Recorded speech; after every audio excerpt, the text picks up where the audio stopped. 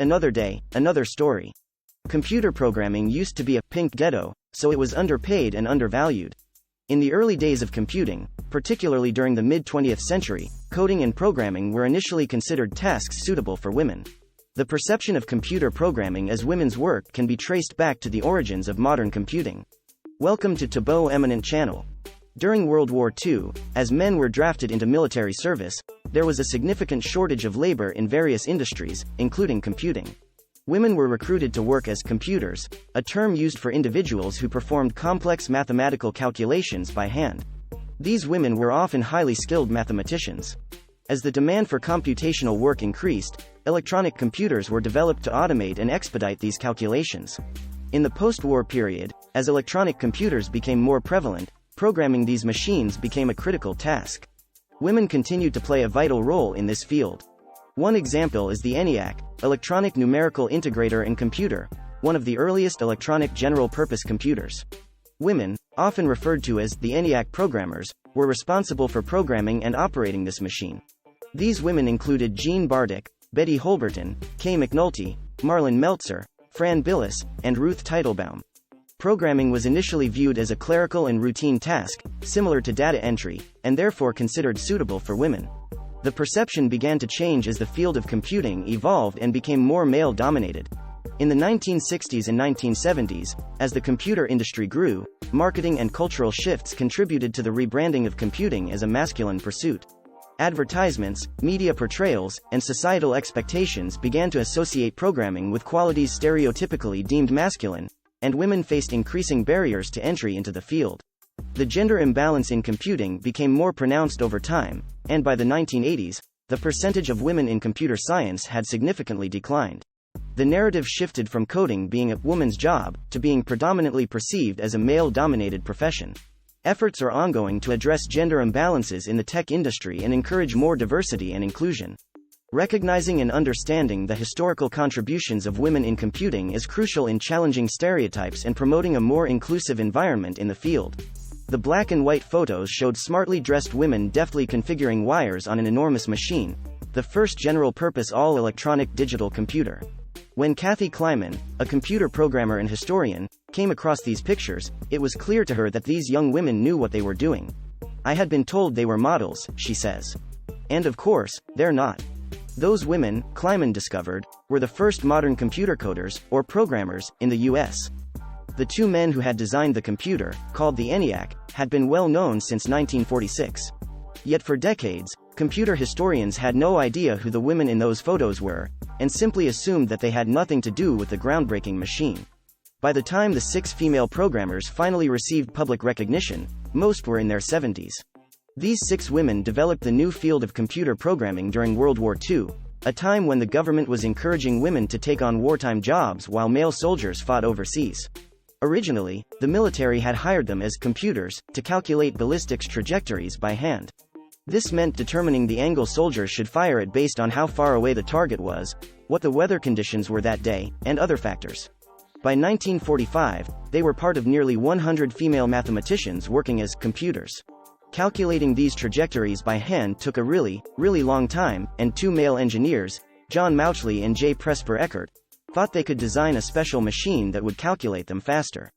They called the new machine the ENIAC, or Electronic Numerical Integrator and Computer, and hired 6 of the female computers to perform calculations with it.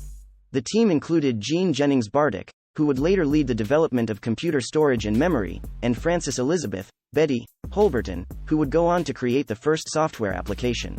Together with Frances Bilas Spence, Marlyn Meltzer, Kathleen, K. McNulty Mauchly Antonelli, and Ruth Teitelbaum, they laid the groundwork for future programmers and software engineers. And, since they were the first modern coders, they were instrumental in teaching others to program after the war. In the beginning, they weren't even allowed into the ENIAC room because they didn't yet have the security clearance. Instead, they were expected to code the machine using only paper diagrams of it.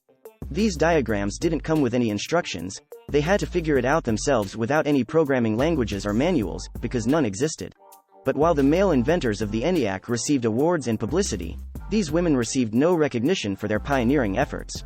On the ENIAC's public debut on February 14, 1946, Mauchly and Eckert were introduced to the press as the ENIAC's designers.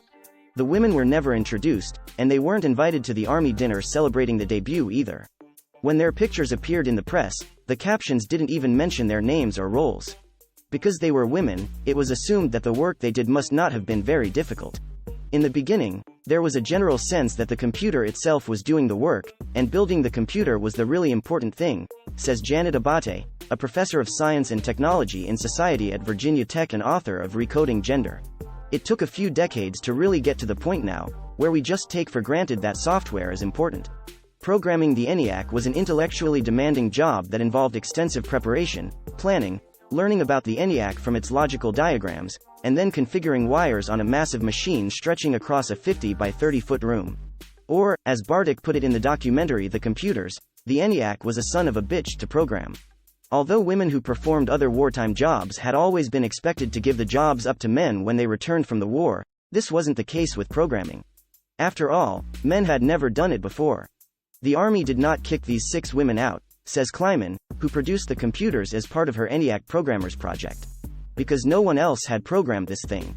No soldier returning from the war had the skill set these women did. New women began to enter the field, too. After the war, there was such a boom in computing that there were more jobs than qualified people to fill them, Abate says. And so that was another reason why women weren't pushed out, they were pulled in. Although the boom pulled in more men than women, the percentages of women in programming were much higher than those in other STEM fields. Still, even with the introduction of men, programming was often conflated with low-level clerical work commonly performed by women like typing or filing, writes Nathan Ensmenger, a professor of informatics and computing at Indiana University. These stereotypes about the job helped keep its pay and prestige low. Yet programmer Grace Hopper, who invented the first computer language compiler, which transferred mathematical code into machine code, also used gender stereotypes to encourage women to enter the field. In a 1967 Cosmopolitan article titled The Computer Girls, she quipped that programming is just like planning a dinner. Hopper continued, programming requires patience and the ability to handle detail. Women are naturals at computer programming. People like Grace Hopper were very consciously mobilizing gender stereotypes to get women in, Abate says. Programming, some argued, was similar to knitting, sewing, or even crossword puzzles, so women were a perfect fit. Over time, stereotypes about the field shifted to the point that computer programming came to be seen as a job better suited for men than women. Instead of a job that was perfect for detail-oriented women who loved to collaborate and plan, it became a job for antisocial, geeky, boys. In the summer of 2017, a white male programmer at Google was fired for writing widely circulated memo that used gender stereotypes to argue that women were inherently worse at programming than men. There are multiple likely factors that contributed to programming's shift from a women-friendly occupation to one that is hostile to women.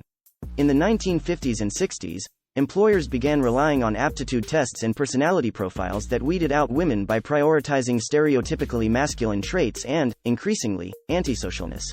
Abate says the 1970s recession might have also caused a drop-off in the number of women entering the field, because it was the first time programmers weren't so in demand. In addition, Jane Margolis, a senior researcher at the University of California, Los Angeles and author of Unlocking the Clubhouse, cites the introduction of the home computer as a boy's toy in the 1980s as a factor that pushed more men than women into computer science. Radio Shack ran ads showing that personal computers were great for nerdy, white, boys and sporty boys because they could use it to do homework and play video games. Another 1985 Apple ad showed how much a computer could help a boy named Brian Scott, while also demonstrating what fun he could have teasing a girl who was trying to use a computer. When professions shift from male-dominated to female-dominated, they usually see decreases in pay and prestige. Teaching and nursing, once considered male fields, are today largely low-paying, pink-collar occupations. In the case of computer programming, this transformation ran in reverse. Although it's not clear exactly how much programmers earned in the 40s and 50s, it definitely wasn't comparable to Google's $106,900 early career median pay of today. Women could be promoted to other technical jobs, but could not advance into big money sales and management jobs, Abate says. By 1969, the median salary for female computer specialists was $7,763, Abate writes in Recoding Gender. In contrast, Men earned a median of $11,193 as computer specialists and $13,149 as engineers. These underpaid, undervalued women who played such a critical role in developing their field might never have gotten their due at all without the work of female historians like Kleiman and Abate.